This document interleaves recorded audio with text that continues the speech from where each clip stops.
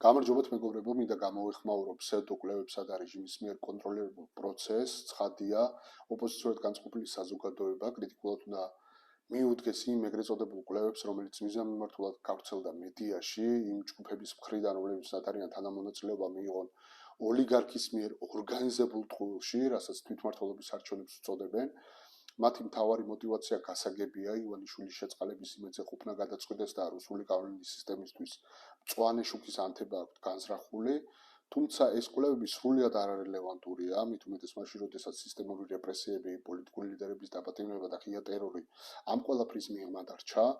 რეალურად ეს არის ერთგვარი ფინტი, ემსახურება საზოგადოებრივ სივრცეში ბუნდოვანების ჩამოგდებას და პროტესტის მუხტის განეიტრალებას, აბა ცესკო და სასამართლო რომ ოლიგარქის პირადი ინსტრუმენტებია, ეს საზოგადოებისთვის უკვე კარგად ცნობილია.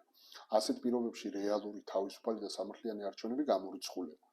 ჩვენ კარგად გვესმის, რომ ოლიგარქიული სისტემა, როგორც მმართველობის ფორმა და მისი პოლიტიკური ვასალები ოპოზიციაში არიან და აუცილებელია მათი განდევნა დემოკრატიული სივრციდან.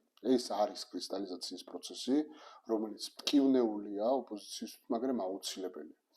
ახლა და ამ წუთას ყველასთვის მნიშვნელოვანია ბოიკოტი ივანიშვილის არჩევნებს და რა თქმა უნდა ვაგრძელებთ რეალური არჩევნებისთვის ბრძოლას, რომელიც რუსული რეჟიმის გარეშე უნდა ჩატარდეს საქართველოში.